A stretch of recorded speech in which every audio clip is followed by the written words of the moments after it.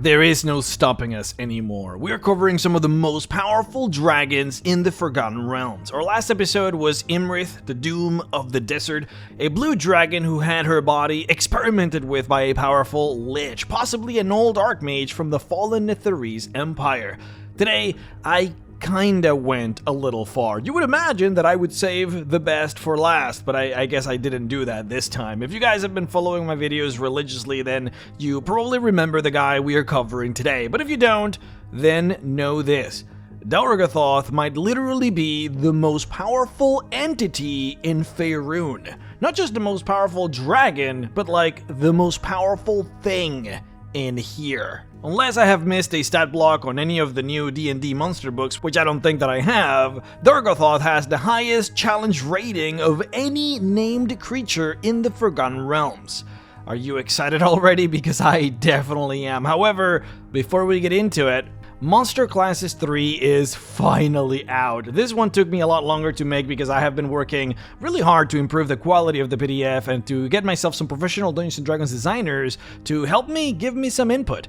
For those of you who don't know, Monster Classes is a series of PDFs where we have monsters that you can play as character classes. It really is in the name. So these take on the form of your race and class. You can play as dragons, ogres, succubi, tons of stuff. We got racial features for them and class features for level 1 to level 20. The new Monster Classes 3 now has the Familiar, the Treant, and the Vampire. The Treant and the Vampire are classics, of course, and highly requested ones too, but the ones that I am the most excited for you to play is the Familiar. The Familiar is a supportive class, as you would imagine it would be, where you bond yourself to a player character and then grant them tons of protections, buffs, and even extra damage. Subclasses include the Pseudo Dragon, which is particularly good at deflecting damage from its bonded creature. We got the Pixie, who can use her pixie dust to create all kinds of fey magic, or she can produce wild magic at will, and even control wild magic a bit. You gotta embrace the chaotic nature of fey magic, of course.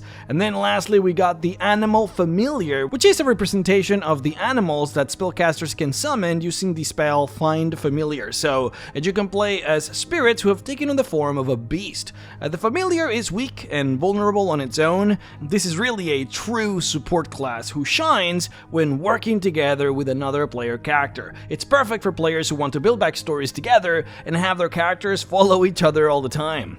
I've gotten a lot of feedback from you guys and from D&D designers, and I am currently in the process of updating and rebalancing Monster Classes 1 and 2. I am hoping to have those updated PDFs ready for you guys by the end of the year. Then I will go ahead and find a way to send it to you guys for those of you who have purchased them. I have made tons of changes to the original Monster Classes, and I am really excited for you all to see them. Thank you guys very, very much for all the support. And now, back to the video. Daurgothoth has only one nickname. He is called the Creeping Doom, and it actually represents him really well. See, this is no mere dragon. In fact, technically you could say that he is literally no dragon. He is a Dracolich, an undead. Dracoliches are interesting because dragons can't reach this state unless it is done to them. Unlike a traditional lich who can go through the lichdom process on its own in secret, dragons can't quite do that. Dragons need the help of this organization that calls itself the Cult of the Dragon. Now, this cult has changed quite dramatically throughout the years, and now they are a cult basically dedicated to Tiamat, but before, they used to exclusively work in order to turn dragons into Dracoliches through a secretive ritual only known to some of the senior members within the organization. And they would basically go around and try to tempt dragons into accepting this gift of immortality. The caveat, however, would be that this transformation comes with some semblance of control over the newly formed Dracolich. Now, we don't really have any records of Daurgothoth from before the moment he took this gift. All we know is that he used to be an ancient black dragon with a huge scar on one of his eyes, an almost mortal wound that he took at some point in his life. But as a black dragon, he was extremely different from his peers, focused more on the study of the arcane, and being far more intelligent than his fellow black dragons. So when he was being transformed, he manipulated the ritual in such a way so as to avoid being magically controlled by the cult, and then, after the ritual was finished, he killed all of the cultists that took part. Now, the thing about Daurgothoth is that, unlike other dragons, he actually doesn't meddle much in the affairs of the world. Turning Dracolich effectively allowed him to be able to stay perfectly hidden. Since he now has no need for food or water or even air to breathe, he has no need to participate in the larger world, allowing him the freedom to pursue his interest, which is the study of magic. Now we circle back to the beginning. The reason Daurgothoth is called the Creeping Doom is because slowly he gains power. This dragon has spent the last 1,000 years becoming stronger and stronger, empowering itself, its magic, and its hoard of items to become the single most powerful entity in the realms. He is a slowly creeping doom onto the world. Now, why isn't anyone trying to stop him? Well, two reasons. One is, well, many have tried, and they have all failed. We will get as to why he's so hard to defeat really soon, but also two, I'm telling you, almost nobody knows about this dragon. He has taken extreme efforts to keep himself away from prying eyes, and also, he has a very powerful ally, one you actually would never expect. Mystra, the goddess of magic. See, Daurgothoth has spent his entire existence furthering the cause of magic, empowering it in whatever ways he can, finding ways to create new spells. He has learned how to shift elements around, how to manipulate areas of effect, how to lengthen spells. This is literally what this dragon spends every single moment of his existence doing, which also happens to be the mantra that Mystra furthers into the world. See, this is not the first time that I have mentioned this, but you have to remember, Mystra is meant to be neutral. Magic is not only for the good guys, it is for everyone. And the thing is, some of the most powerful good guys in the area where Daurgothoth lairs happen to be chosen of Mystra. Characters like Elminster, leaders like Laeral Silverhand from Waterdeep. These characters are servants of Mystra, so their hands are tied when it comes to this Dracolich. They cannot touch him, at least not until he wages war against a kingdom or commits some kind of grand atrocity somewhere. Effectively, Daurgothoth would have to leave his lair and do something bad for these heroes to be able to actually do something about it, but until then, they cannot do so, and all the while, this Dracolich just gets stronger and stronger again. A very fitting motto, the Creeping Doom.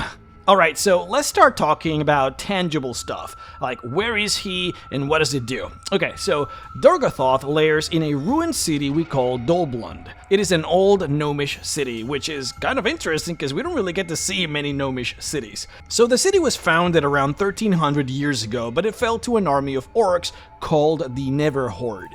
It was this extremely powerful horde led by mind flayers that basically destroyed the kingdom that Dolblund was a part of at the time. And yeah, basically upon its destruction, Dolblund was abandoned until it was then taken by Daurgothoth around 300 years ago. Now, the city is underground in the upper sections of the Underdark and resides extremely close to Waterdeep. It is right here, right under the earth. There are currently only 3 ways to get in. You can either find a banded passage through Maiden's Tomb Tor, or you can get to it through a series of tunnels from Undermountain, or you can use a secret passage that exists under the Deserim River. You would have to go through some mud to get to it, but if you do, it is basically a water passage that leads straight into the ruined city. This would be the passage that the Dracolich uses himself whenever he doesn't want to use a teleport spell. Now, the city is of course extremely trapped and filled to the brim with undead that Daurgothoth has himself raised in order to protect the place. Most of the traps are things like pitfalls or spiked traps or undead that appear out of nowhere to deal basically one good hit on you before they perish. He is a big fan of things coming out from the darkness and stabbing you, all those kinds of traps. In particular, it seems like he prefers creating this one particular type of undead called a Bone Lurker, which is really just an undead version of the monster called Lurker. Now, we don't really have this monster in 5th edition, so I can't show you it, but it is literally just a cloaker without the phantasm ability. It is a manta ray type monster that hides in the shadows and then wraps itself around you in order to constrict you to death. So imagine a bone version of this that attacks you by piercing people with their bones. Now, somewhere in the city, there is a massive passage, like a big dragon-sized cavern that leads onto the very center of the lair. This passage is protected by a wall of monster skeletons, what used to be a tribe of mountain giants that are now gigantic skeletons who have been given orders to attack anything that is not Daurgothoth. This last line of defense is commanded by a death tyrant, a lich-like beholder. Now, if you get past these guys, then you would see an enormous closed door that separates the passage from the center of the lair. The thing is that the door itself is actually a golem that attempts to kill anything that is not the Dracolich that tries to open it. This golem, though, is enchanted with the most overpowered ability of all time, which is, it literally just deflects any magic cast upon it back onto the caster with 100% certainty. That is literally how it is described. Now, the chamber that follows it is a cavern so vast, it is half a mile in length. The whole place is filled with bones and the walls are charred and burnt. This would be the Dracolich's spell-casting cavern, where he creates new spells and experiments with existing ones. A small tunnel would then lead towards the personal chamber of the dragon, where he sleeps atop a massive pile of bones. From this cavern, you would have 3 tunnels, one which leads to a treasure vault crammed with all manner of magic, statuettes, coins, and the like, and then another tunnel that would lead to a storage room where the dragon would keep all of his spell books and all the magical items that he feels are safe enough to use. On this very same room, there would also be a massive pit where the dragon would keep some of his prisoners. And then the last tunnel is a secret tunnel that is completely walled away, and it leads onto the most valuable of all of the rooms of this central chamber. This would be where he keeps his pile of valuable gems, which would include, of course, his phylactery. See, Dracoliches use gems as phylacteries, and the way it works is once a Dracolich dies, its soul gets sent into the gem momentarily, and then from the gem, if there is a draconic skeleton somewhere nearby, or really any body that has a vague reptilian shape, then the soul moves from the phylactery into the skeletal body, which then takes on the form of the Dracolich. Normal liches can just recreate their body from scratch without needing anything other than, I guess, absorbing souls. Dracoliches cannot really do that. They need a suitable skeleton to be nearby for them to possess. So this secret room doesn't just hold the phylactery, but it also holds over 6 massive draconic skeletons that Daurgothoth can just possess if his main body were to perish. It should also be noted that the gem phylactery of Daurgothoth is particularly difficult to find because the gem itself is quite unremarkable. It is a very small gem that almost looks like it doesn't have much value. It looks very average, and of course, it is found amidst an enormous pile of other gems, which makes finding it extraordinarily difficult. And we actually know the value of Daurgothoth's hoard, by the way. So he has approximately about 200,000 gold pieces in coinage, countless varieties of gems worth approximately 850,000 gold pieces in total. So already we have 1,000,000 gold pieces worth of things. Then he has various art objects valued at around 50 grand in total. And then on top of that, he has a ton of magic items, which I will be putting here on the screen as I say them. He has a dark skull, a dragon skull talisman, he has an iron bands of Bilaro, a hand of the mage, an orb of storms, a portable hole, a ring of evasion, a rod of metal and mineral detection, a mirror of mental prowess, a staff of the Magi, a rod of lordly might, a wand of fireball, a staff of power, a holy avenger, a celestial armor, an absorbing shield, a dwarven thrower, a ring of spell turning, and a torque of the titans. And that is on top of course, having a gigantic trove of wizard spellbooks. So yeah, anyways, good luck finding that small phylactery gem in a room with over 850,000 gold pieces worth of gems. To kill Daurgothoth, you would basically have to find this very innocuous special gem, make sure that there are no suitable skeletons nearby that its soul could possess, and then slay the main body of the Dracolich so that its soul would forcefully travel onto the gem that you now have, and then destroy the gem. Only by doing that would you permanently kill Daurgothoth. Okay, so now that we have talked about the lair, where it is and what's in it, now let's talk about the Dracolich himself. What are his abilities and statistics? So first and foremost, What makes Daurgothoth so powerful is his knowledge and ability to understand magic, and manipulate it to perfection. This is on top of being both a sorcerer and a wizard. So on one side, he's a level 20 wizard with 5 extra levels in a special class we call the Archmage. So the Archmage class only had up to 5 levels in 3rd edition, but it effectively allowed a spellcaster to either gain more spell slots to cast spells, or allowed one to gain a series of extremely powerful ways to modify existing spells. And then on the other side, he was also a sorcerer by the sheer nature of being a dragon, because all dragons are natural sorcerers, as you know. So because he's such a high-level dragon, he would also be a very high-leveled sorcerer. And so when you combine all these classes together, you would end up with a Dracolich that could cast up to 9 9th level spells, 5 of which would be wizard spells, and then 4 of which would be sorcerer spells. These here are his spell slots for both classes, so you can see them. He could cast so many powerful spells. Now, whenever Daurgothoth would cast a spell, he could change the damage of the spell at will. So long as the damage was acid, cold, fire, lightning, or thunder, he could basically change it to any of those whenever he wanted to. He could also shift and change the area of effect of those spells. So he could, for example, change a spell that was supposed to be a cone into an AoE, or he could change it into a cylinder instead. Further, he could say have a fireball spell only have a radius of 5 feet if he wanted to. Like, he could manipulate all these sizes at will. He could also cast touch spells at a range of 30 feet. So in terms of his ability to manipulate magic, he was the best. Now, in terms of features, he also had so many. He has a paralyzing gaze where he could make his eyes glow, and those within a cone in front of him that could see his eyes would become paralyzed. He could also paralyze with his touch like a normal lich, but the paralyzing touch of Daurgothoth was particularly stronger because each of his normal multi-attacks would carry over that paralyzing touch effect. So as a dragon, when he would do his multi-attack, he would attack once with his bite, then twice with each of its claws, then once with each of his wings, and then at the end attack with his tail. And the thing is, both the bite attack and the claw attacks would do their normal damage plus the paralyzing touch damage plus the paralyzing effect, making his normal attacks just so much more dangerous. He has blind sight out of a range of 360 feet, which is the highest that I have ever seen. Basically no one can hide or become invisible anywhere near him because he will just spot them. Also, once a day he could target you with an ability that corrodes and fouls all of your potions.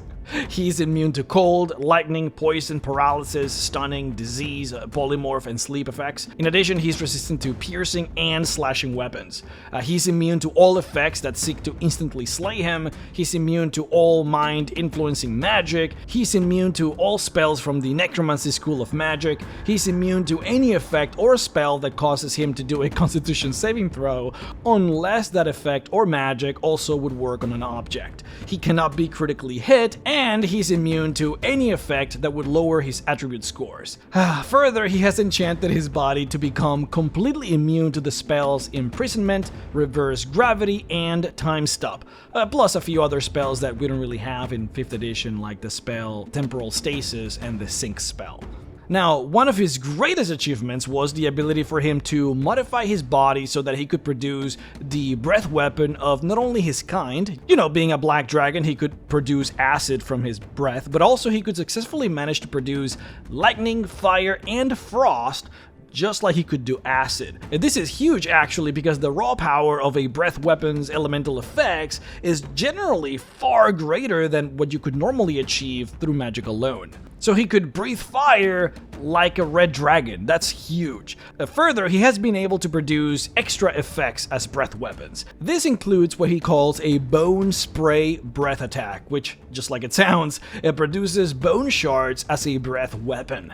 The plot twist, though, is that those shards come alive a few turns later as undead under the control of the Dracolich.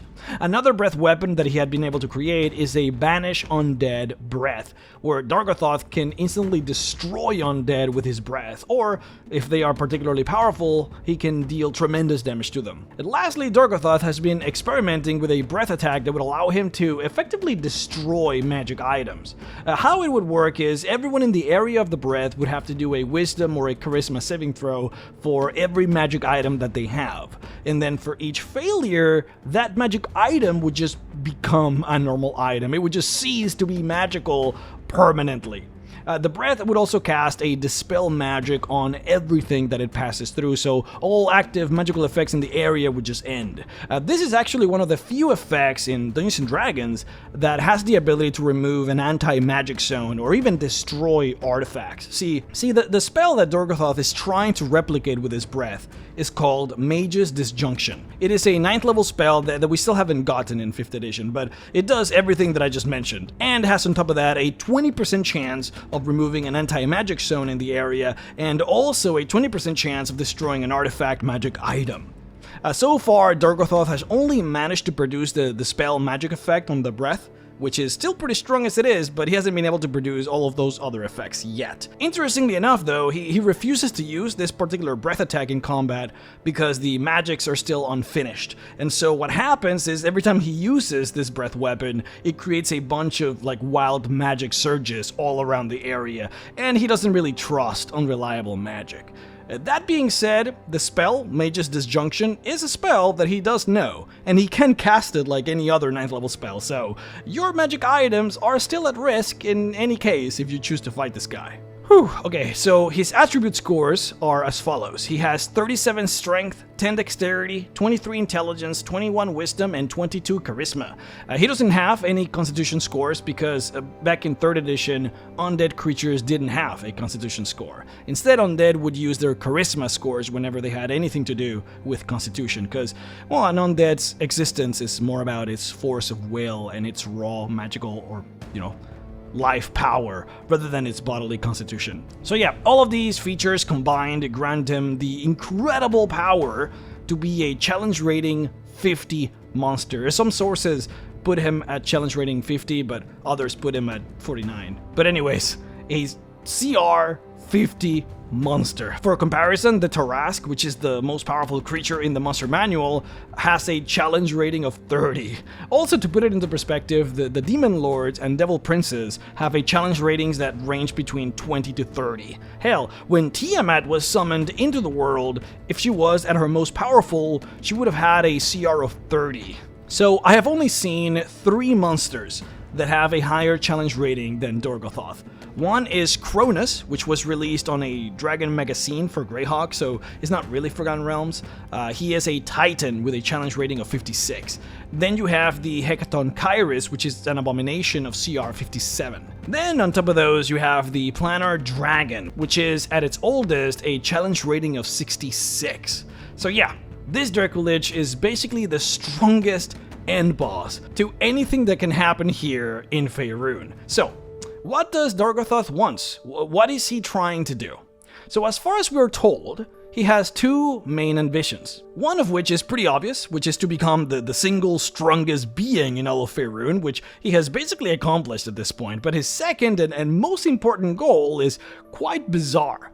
Daurgothoth is actually attempting to reproduce. For a while now, he has been working on a way to modify his body in such a way that would allow him to impregnate another dragon. This includes research on what kind of mate would be perfect for such an endeavor, since he's attempting to basically create a new species of dragon, one that might be half mortal, half undead. This goal, however, appears to still be far from fruition, and perhaps he might never achieve it. Quote, Daurgothoth is a brilliant crafter of magic, an eternally inquisitive being, and a practiced observer with an impressive memory. He is governed by a wary paranoia that keeps him always on the lookout for lurking foes and possible attacks, and that makes him work constantly to better his personal powers and defenses. This is one worm who will never be found with most or all of his spells exhausted. If he ever reaches such a state, in the heat of protracted battle, he swiftly departs to hide away until his magic is again strong. He is patient in his dealings and calm in battle. None can successfully goad him, and pride never leads him into overconfidence in battle, or any stubborn refusal to retreat. For an immortal Dracolich who takes care to safeguard himself from destruction, there will always be another day for fighting or for seeking revenge. Daurgothoth has a cruel sense of humor and enjoys anticipating tactics ahead in any struggle. He craves music and company from time to time, but he never lets these needs compromise the security of his lair. Beautiful lady bards who acquire mysterious lone male human audiences at their campfires in the north are warned that they could be entertaining simple travelers, lycanthropes or doppelgangers, harpers, or the Creeping Doom. The Creeping Doom is so ambitious that his schemes seemed destined to failure. Even Daurgothoth himself is aware that spawning a race of descendants having powers akin to his own could well be bringing on his own eventual doom at their hands. Still, even if he never mates, his continual growth in power is a matter of grave concern for folk all over Faerun, both draconic and human. This Dracolich will stop at nothing, and Mystra seems content to let him build himself into the greatest creature of magic in all Toril if he can achieve this aim. At the same time, his lonely search for a mate opens him to attack from wily foes, and if his capturing of magic grows more successful, he will soon have no shortage of those. End quote. Thank you guys so much for watching, and please remember to check out the store. Monster Classes 3 just came out, and it is a banger. Play as a familiar, as a treant, or as a vampire. The shop is mrrex.shop, or use the link in the description. Also, would like to personally thank my Patreon supporters, Barry Mascan, 5e Magic Shop, Morgan Johnson, Rusty Rain, Dog Feeder, The Great Codini, Omega Scales, Terry Culp, Falky951, or Doric, Sabim Kurshab, Thomas Hunt, Soulless Rider, Stalia, Treb909, Trevor Hess, The Living Guild Pack, Shane and Sam Skinner, Steven, The Wizard's Vault, Naxtor Rashura, Herbert Johnson, James the Perverted, Shottycast, Jesse Feliciano, Lucas Cyrek, Creasy3, John Harley, Sir Ignatius Thunderblade, Warren Smith, Wyvern Claw 00, Murden Games, Loa, Falcon Scientist, Richard Sawyer, Movrath Master of Secrets, Lauren, Guy Broman, Mediocre at Best, and Similar Sound for supporting me on Patreon at the $25 level. If you would like to support me as well, then please head on over to patreon.com/MrRex and support. Thank you guys for watching, thank you all for being here, go to the store, mrrex.shop, and I will see you all next time.